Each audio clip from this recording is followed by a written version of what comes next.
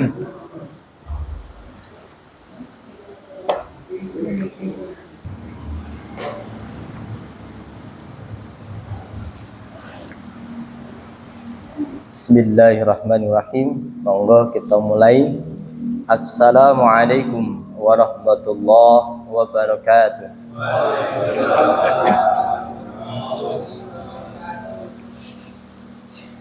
Innal hamdalillah nahmaduhu wa nasta'inuhu wa nastaghfiruh. Wa na'udzu billahi min shururi anfusina wa min sayyiati a'malina. May yahdihillahu fala mudilla lahu wa may yudlilhu fala hadiya lahu. Asyhadu an la ilaha illallah wahdahu la syarika lahu wa asyhadu anna Muhammadan abduhu wa rasuluhu sallallahu alaihi wasallam. Fa ya ayyuhal hadirun usikum binafsi bitaqwallahi faqad fazal muttaqun. Wa qad qala Allah ta'ala fil kitabihil karim. A'udzu billahi minasy syaithanir rajim.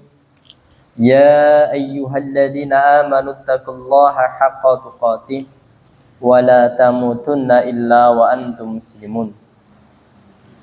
Allahumma anta rabbi la ilaha illa anta khalaqtani wa ana abduka wa ana ala ahdika wa wa'dika mastata'tu. A'udzu bika min syarri ma sana'tu. Abu'u laka bi ni'matika alayya wa abu'u bi dhanbi faghfirli fa innahu la yaghfiru dzunuba illa anta. Amsayna ala fitratil Islam wa ala kalimatil ikhlas wa ala dini nabiyyina Muhammadin sallallahu alaihi wasallam wa ala millati abina Ibrahim hanifa muslima wa makana minal musyrikin. Ya hayyu ya qayyum bi rahmatika astaghiitsu aslik li sya'ni kullah wa la takilni ila nafsi tarfata 'ain. Allahumma inna nas'aluka ilman nafi'an wa na'udzubika ilmin la yanfa'. Alhamdulillah, kita bersyukur atas kenikmatan Allah curahkan kepada kita, terutama pada malam hari ini. Allah telah memberikan kekuatan kepada kita sehingga kita mampu untuk melangkahkan kaki menuju majelis taklim ini, dan inilah merupakan suatu kenikmatan yang Allah berikan kepada kita. Maka dengan kenikmatan itu kita dituntut oleh Allah untuk bersyukur. Hanya itulah, tidak untuk menghitung dari nikmat yang Allah berikan kepada kita. Seandainya Allah menuntut kita untuk menghitung nikmat, kita pasti dan dipastikan tidak akan mampu untuk menghitung nikmat yang diberikan oleh Allah pada kita. Maka tugas kita tidak untuk menghitung nikmat, tetapi tugas kita hanyalah bersyukur kepada Allah Subhanahu wa ta'ala. Baik, kita lanjutkan kajian pada malam hari ini, yaitu kitab Adab, Cahaya-Cahaya Adab Islami. Itu tentang adab di dalam masjid, yaitu yang nomor 5, yang seharusnya ini adalah nomor 6. Karena apa? Yaitu nomor 3-nya double. Jadi nomor 3-nya double. 3, terus kemudian baliknya 3 lagi. Nah, yang ini seharusnya nomor 6, tapi biar nomor 5 saja, nggak bingung. Yaitu hendaklah masuk masjid dengan mendahulukan kaki kanan dan keluar dengan kaki kiri. Nah, ini adalah suatu adab Bagaimana kita untuk memasuki masjid itu? Yang pertama yaitu kaki kanan dimasukkan ketika kita masuk ke dalam masjid. Nah, hal ini karena masjid itu adalah tempat yang suci, tempat di mana kita akan berkomunikasi dengan Allah Subhanahu wa taala. Maka komunikasi kita biar nyaman, maka adab ketika kita mulai dari masuk ke dalam masjid itu sudah langkah kaki kita untuk memasuki adalah dengan kaki kanan. Didahulukan masuk dengan kaki kanan. Nah, hal ini disampaikan oleh Rasulullah Shallallahu Alaihi Wasallam dari hadis Aisyah radhiyallahu anha, bahwasanya Rasulullah Shallallahu Alaihi Wasallam bersabda, kana ono sapa an-nabi kanjeng Nabi Shallallahu Alaihi Wasallam yu'jibuhu nyenengake hu ing nabi apa atayammunu nengenake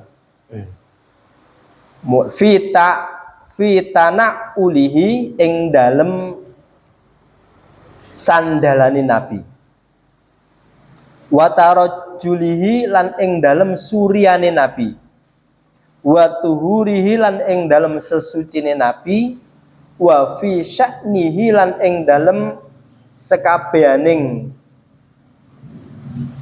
tingkai nabi kullihi kabeh. Nah, maka Rasulullah Shallallahu Alaihi Wasallam itu senang dalam suatu urusan yang baik, dalam urusan kebaikan itu didahulukan yang kanan dulu. Nah, maka ini kadangkala kita itu terlena dalam hal makan memakan.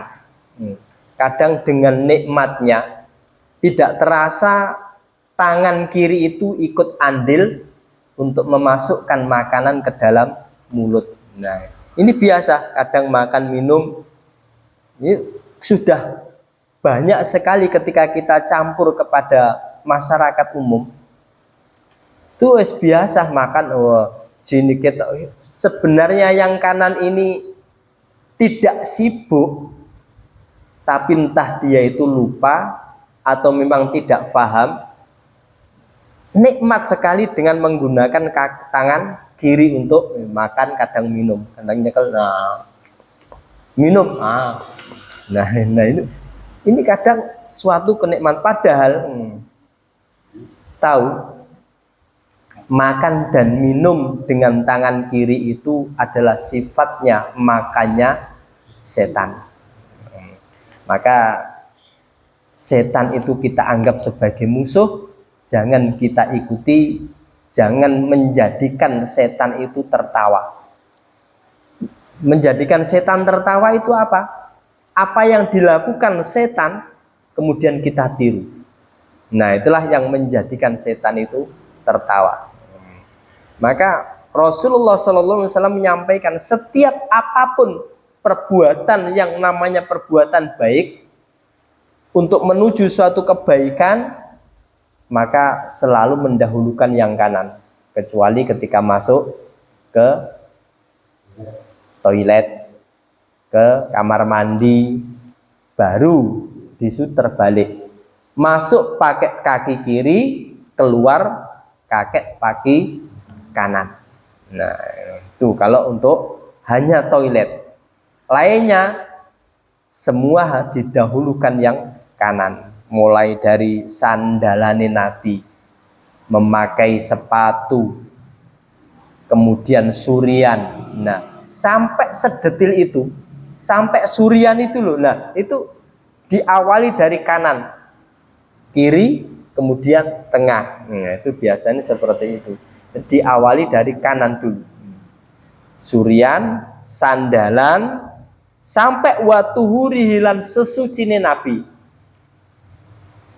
Kemudian wa fi sya'nihi kulit, semua perbuatannya Nabi maka selalu mendahulukan dengan tangan, dengan yang kanan dulu. Maka inilah Ini sebagai dasar bahwasanya masuk masjid itu harus dengan kaki kanan dulu. Nah, kemudian mencopotnya, untuk mencopotnya sendal itu nanti didahulukan yang kiri nyopot, kemudian diinjak, kemudian kaki kanan, dan kemudian melangkahkan ke masjid. Ya, jadi untuk nyopotnya dulu yang kiri, kemudian diinjak dulu, kemudian yang kanan dimasukkan ke dalam masjid. Nah, sampai yang sedetil itulah Rasulullah SAW mencontohkan kita dalam satu kebaikannya itu. Nah, maka hadis dari Anas bin Malik radhiyallahu an, salah satu minas sunnati, saking sunnah, idza dakhalta nalikane mlebu sira al masjida ing masjid, anta bada'a yen to ngawiti sira birijlika kelawan sikil sira al yumna kang tengen, wa idza kharajta lan nalikane metu sira anta bada'a yen to ngawiti sira birijlika kelawan sikil sira al yusra kang kiwa. Nah, ini jadi masuk masjid ini adalah dengan kaki kanan. Ini sebagian merupakan salah satu sunnah yang dicontohkan oleh Rasulullah Shallallahu Alaihi Wasallam. Masuk pakai kaki kanan, anta bada'a birijlika al-yumna. Kemudian wa idza kharajta, ketika keluar dari masjid, maka didahulukan kaki kiri. Ini kadang kita itu lupa. Loh, kaki dhisik iki sing mlebu iki. Nah, kadang pokoknya apalagi wis komat menjadi masbuk, kuwi biasane wis gak ngereken, moro-moro masuk ae mbuh kaki kiri dulu atau kanan dulu. Nah, itu maka Rasulullah wanti-wanti. Ketika kalian itu datang ke masjid, alaikum bisakinah, maka datanglah dengan tenang. Ojo kesusu, ojo kesusu. Ya, maka dengan tenang itulah yang menjadikan kita itu bisa mengontrol, oh yang masuk dengan kaki kanan dan nanti keluar dengan pakai kaki kiri. Nah, itulah maka suatu atsar disebutkan dari atsarnya Abdullah ibni Umar. Atsar itu ya hadis, tetapi kelakuannya sahabat, itu namanya atsar. Jadi yang memberikan contoh ini sahabat, itu yang namanya atsar. Sama-sama hadisnya, tapi ya yang memberikan contoh itu adalah sahabat. Dan sahabat itu menyontoh dari Rasulullah Shallallahu Alaihi Wasallam, yaitu Abdullah ibni Umar radhiyallahu anhu. Dengan berkata Ibnu Umar radhiyallahu anhu, maka ketika masuk ke dalam masjid mendahulukan kaki kanan, dan ketika keluar masjid mendahulukan kaki kiri. Dan sudah diketahui bersama bahwa Ibnu Umar radhiyallahu anhu adalah salah seorang sahabat yang sangat mengikuti sunnah Nabi Sallallahu Alaihi Wasallam. Nah, itulah maka Abdullah ibnu Umar itu ketika memberikan contoh mengikuti sunnah, yaitu mendahulukan kaki kanan ketika masuk dan keluar mendahulukan kaki kiri. Nah, setelah mendahulukan yang kanan, maka adab selanjutnya apa? Berdoa saat masuk dan keluar masjid. Dianjurkan untuk berdoa. Ya, ini salah satu doanya. Allahumma ftahli abwaba rahmatik.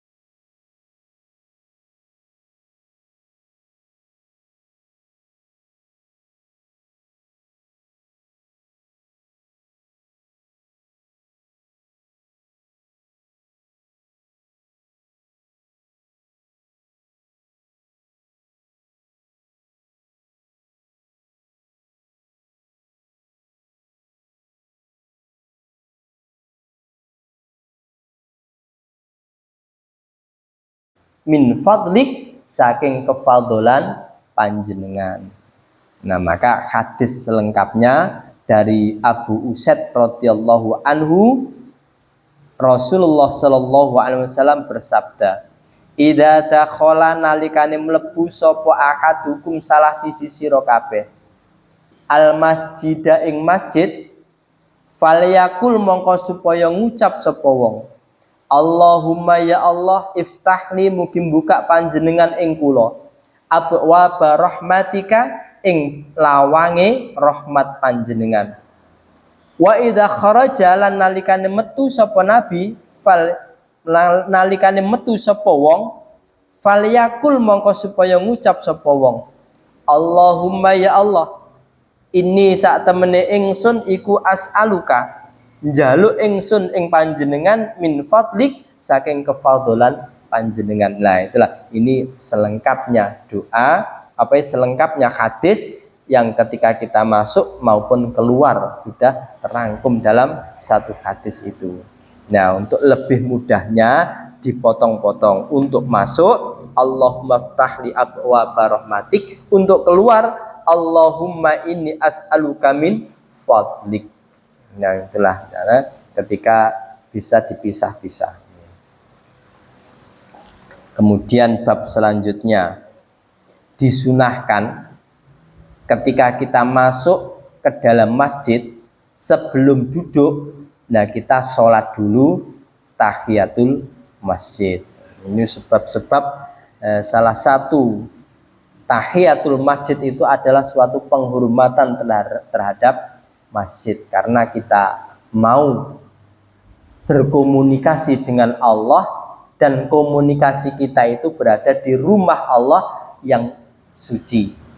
Maka kita hormati, setiap datang ke masjid maka sholat 2 rakaat dulu. Ya, maka Rasulullah sallallahu alaihi wasallam menyampaikan, idza dakhala ahadukum al masjida falyarka rak'ataini qabla ayyajlisa. Idza dakhala nalikane mlebu sapa ahadukum salah siji sira kabeh al masjida ing masjid, falyarka mongko supaya rukuk sapa wong, maksudnya mongko supaya salat sapa wong rak'ataini 2 rakaat qabla ayyajlisa sadurunge yen to lungguh. Nah, jadi sebelum duduk datang maka usahakan sholat 2 rakaat. Nah, maka ketika datangnya kok pas azan, maka tunggu dulu, tidak usah duduk, tunggu dulu sampai azannya selesai, kemudian sholat 2 rakaat tahiyatul masjid, kemudian disambung dengan 2 rakaat qobliyah setelah azan itu. Nah, maka itu tata cara ketika kita mau masuk ke dalam masjid itu. Sebelum duduk maka anjurannya sholat 2 rakaat. Nah, maka sholat 2 rakaat dalam sebelum duduk itu sunnah muakkadah, yang intinya ketika kita sholat di situ maka sunnah yang selalu dianjurkan oleh Rasulullah Sallallahu Alaihi Wasallam.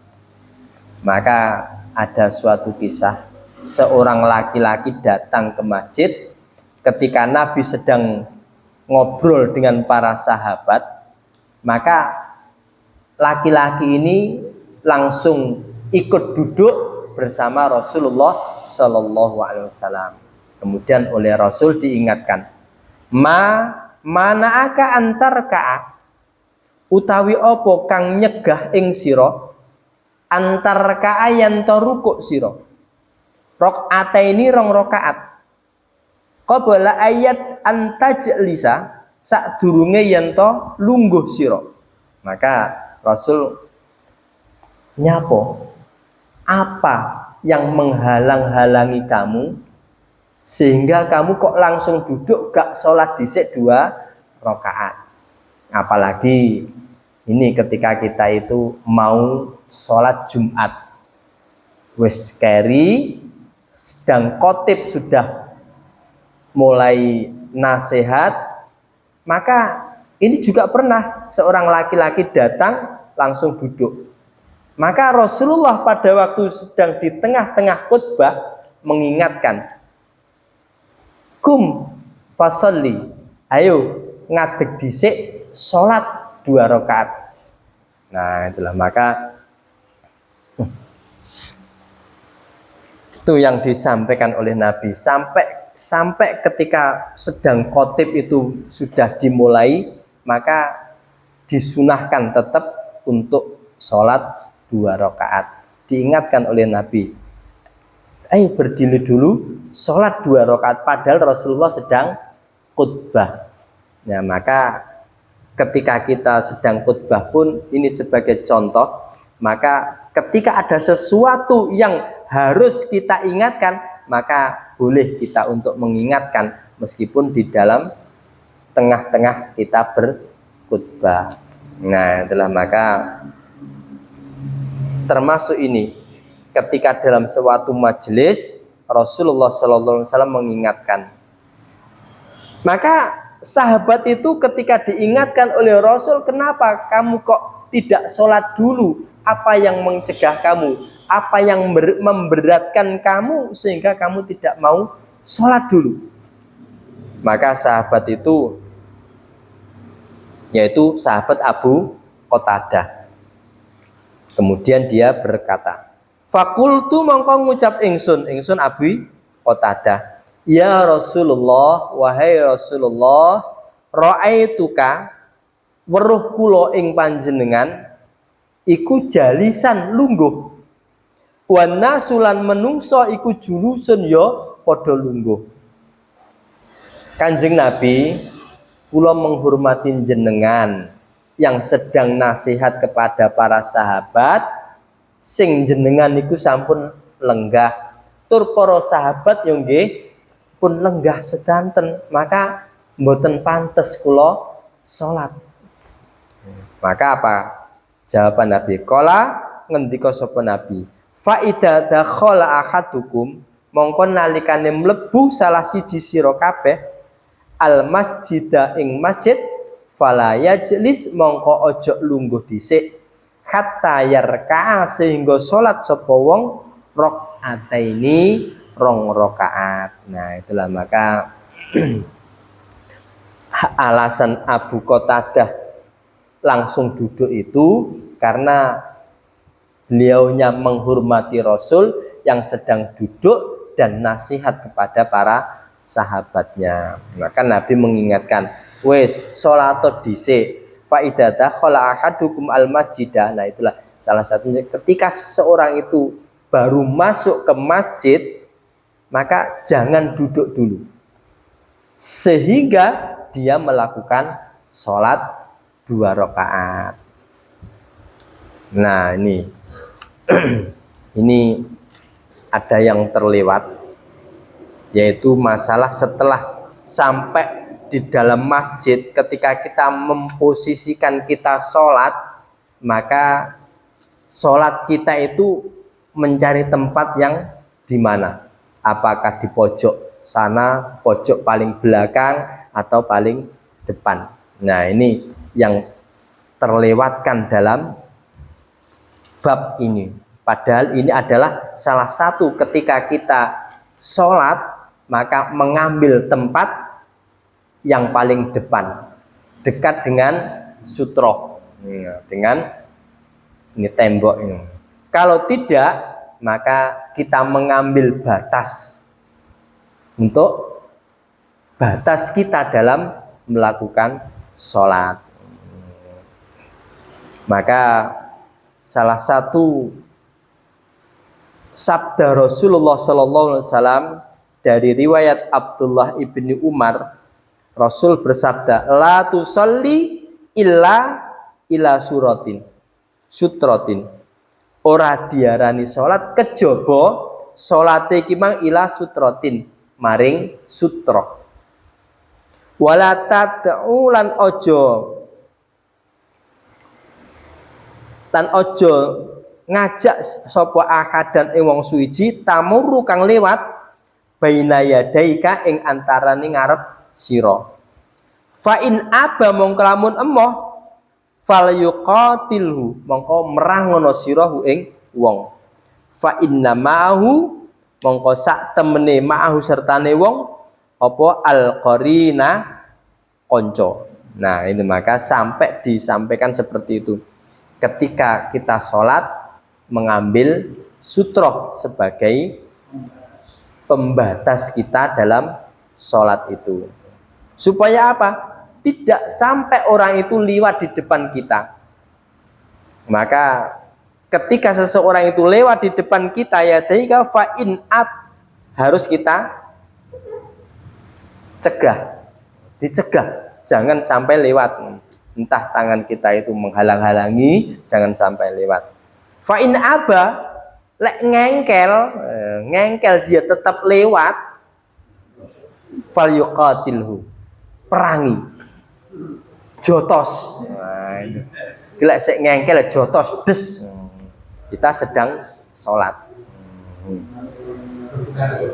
Karena fa'inna ma'ahu qarin, maka beserta dia itu adalah ada temannya. Kemudian hadis yang lain, su'ila Rasulullah sallallahu alaihi wasallam an sutratil musalli. Jadi ketika Rasulullah sallallahu alaihi wasallam ditanya dari sutrohnya orang yang sholat, faqala mongko ngendika sapa Nabi, mislu mukhiratir rahli, sepadane pelanane kendaraan. Jadi pelanane kuda, sendenane pelanane kuda itu. Nah, maka itu batasnya itu. Maka apa? Ya perkiraan antara ya sakilan. Nah, itulah untuk sutroh.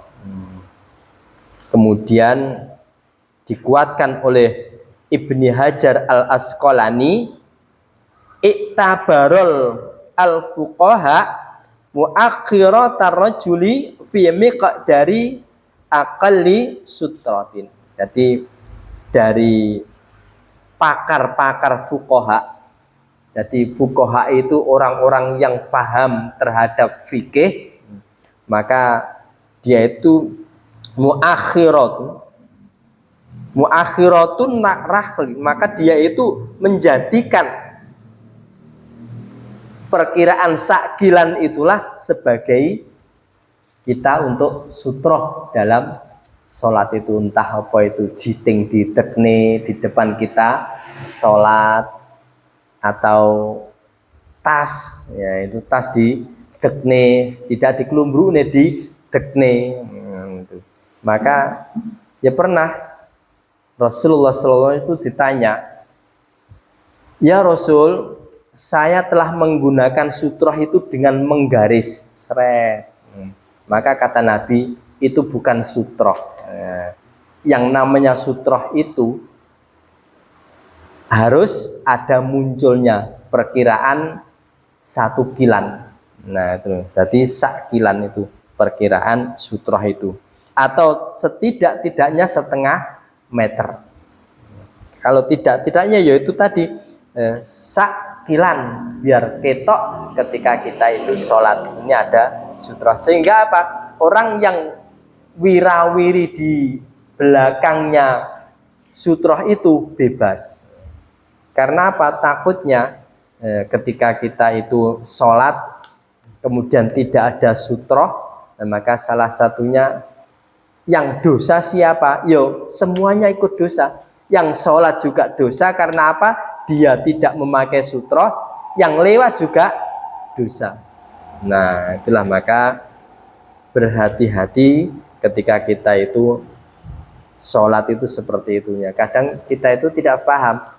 Pokoknya setelah sholat, pokoknya pindah dari tempat kita sholat. Nah, mbuh pindahin yang pojokan kono. Nah, maka ketika pindah kita di pojokan, nanti khawatirnya ada orang yang lewat di depan kita.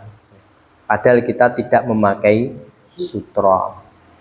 Nah, boleh jadi sutroh itu kadang ada orang yang masbuk.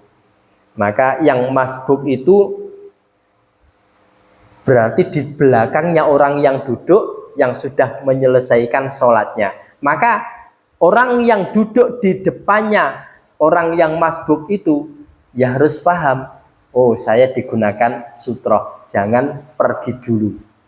Nah itulah makanya jangan berdiri dulu sampai yang sholat masbuk itu selesai. Karena apa? Kita duduk itu dijadikan sebagai sutroh. Nah itulah maka bisa difahami bahwasanya ya kadang kita itu ya memang tidak paham, kadang mengambil posisi di belakang, padahal nanti masih banyak orang yang wirawiri di depan kita ketika kita sholat. Nah dari kita pun juga masih banyak yang seperti itu, ya mungkin belum paham, ya maka kalau tahu kita ingatkan, ayo kalau sholat sunnah di depan saja. Atau kalau tidak, minggir yang tidak ada orang yang lewat. Nah, itu tentang masalah sutroh. Kemudian yang selanjutnya, adab selanjutnya, yaitu yang ke-8, hendaknya memperbanyak doa di antara adzan dan iqamat. Nah ini kadang kita itu juga lupa bahwasanya di antara adzan dan iqamat itu ada waktu yang mustajab. Waktu yang sebentar itu, waktu yang sedikit itu adalah waktu kita untuk munajat kepada Allah Subhanahu wa taala. Waktu kita untuk berzikir kepada Allah Subhanahu wa taala. Karena apa? Rasulullah sallallahu alaihi wasallam menyampaikan la yuraddu du'a bainal adzani wal iqamah. Jadi doa di antara adzan dan iqamah itu salah satunya doa yang tidak tertolak. Doa kita didengar oleh Allah Subhanahu wa taala. Nah, itulah maka alasannya bisa digunakan sebagai alasan kepada saudara kita yang tidak menggunakan antara adzan dan qomat ini untuk berzikir kepada Allah. Mandar digawe nyanyi-nyanyi. Mandar digawe nyanyi-nyanyi. Maka usahakan itu untuk kita itu berinteraksi kepada Allah. Keperluan kita apa? Keperluan kita itu sangat banyak di hadapan Allah Subhanahu wa taala. Maka gunakan kesempatan yang sedikit itu untuk munajat kepada Allah Subhanahu wa taala, karena doa itu tidak tertolak antara adzan dan iqamat itu. Maka jadi setelah sholat kemudian kita doa, maka ya usahakan jangan ngobrol dulu. Jadi ngobrolnya ditunda dulu. Karena apa? Kesempatan ngobrol masih banyak di luar setelah kita sholat itu. Maka usahakan ini waktu yang sesingkat, waktu yang terbaik, waktu di mana doa kita didengar oleh Allah Subhanahu wa ta'ala. Kemudian bab yang ke-9, mengagungkan masjid dengan menjaga ketertiban di masjid. Jadi masjid itu harus kita angkat, harus kita hormati, harus kita ketertibannya betul-betul kita jaga. Maka Allah Subhanahu wa taala mengingatkan dalam surat Al-Hajj, surat yang ke-22, ayat yang ke-32. A'udzu billahi minasyaitonir rajim. Dzalika wa may yu'azzim sya'airallah fa innaha min taqwal qulub. Dzalika utai mangkono itu wa man lan sapane wong yu'azzim kang ngegungake sapa wong sya'airallah ing siar-siare Allah, fa innaha mongko sak temene wong iku min taqwal qulub, saking takwane hati. Nah, maka masjid itu perlu kita agungkan. Adab-adabnya seperti apa harus kita ketahui. Sampai ketertiban dalam masjid itu, nah itu yang untuk agar tertibnya itu seperti apa ya, kadang sendal itu musah masih, nah maka boleh kita rapikan, itu salah satu adab. Jadi meskipun murad marid itu tidak mengundang dosa, tetapi untuk kerapian ketika kita memandang itu kok baik. Nah itulah ketika wis dijejer, ditoto sing rapi. Nah kemudian selanjutnya ketika kita duduk, dan duduk kita itu menanti waktu sholat berjamaah, nah duduk kita itu tidak sia-sia. Maka yang ke-10, anjuran duduk menunggu didirikannya sholat berjamaah di masjid. Jadi duduk dengan sabar, duduk dengan untuk menanti sholat kita, jangan ngobrol yang tidak ada manfaatnya. Jadi duduk yang disambil berdoa, berzikir, atau bertakarub ilallah. Jangan ngobrol, sing ngobrol itu tidak ada manfaatnya sama sekali. Maka Rasulullah Shallallahu Alaihi Wasallam bersabda, fa idza dakhalal masjid, mongko nalikane mlebu sapa wong al masjida ing masjid, kana ana sapa wong ana iku fi sholati ing dalem salat. Makanat selagine ana sapa apa as-sholatu salat, iku tahbisuhu ngeker apa salatu ing wong. Wal malaikatu lan pira-pira malaikat iku yusalluna padha maca selawat sapa malaikat, ndongaake sapa malaikat ala ahadikum ing atase salah siji sira kabeh, madama fi majlisihi, selagine ing dalem majelise wong, alladzi kang salat sapa wong fihi ing dalem majelis. Yaquluna padha ngucap sapa wong akeh malaikat, Allahumma ya Allah, irhamhu mugi paling rahmat panjenengan hu ing wong. Allahumma ya Allah, ikfir lahu mugi ngapura panjenengan hu ing wong. Malam yu'di selagine orang nglarakake sapa wong fihi ing dalem majelis.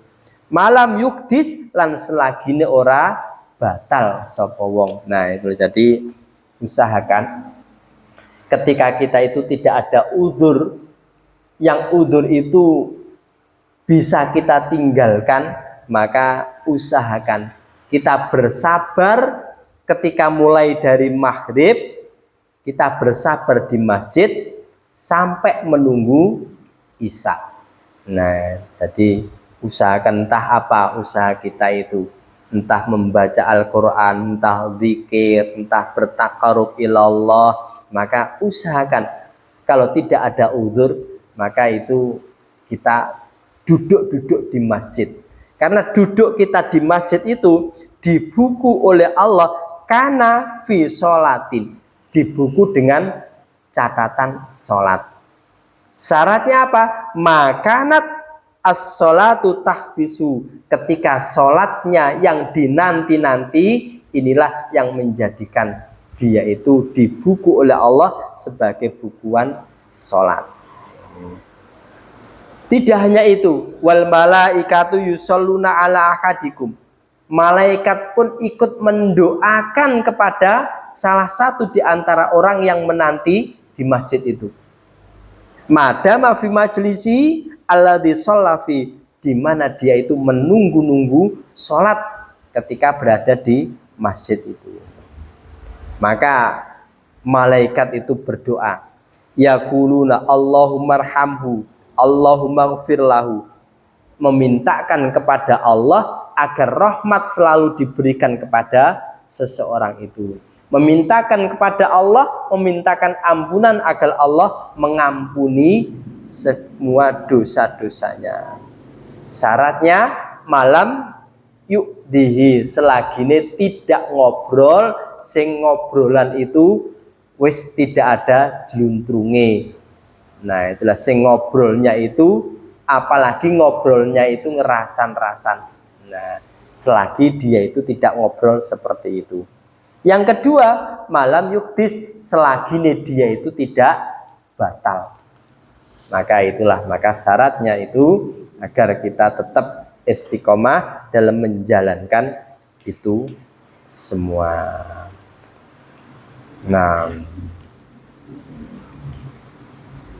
itu salah satu adab ketika kita itu datang di masjid. Sampai ke bab yang ke-10. Sampai di sini ada yang mau ditanyakan? Monggo.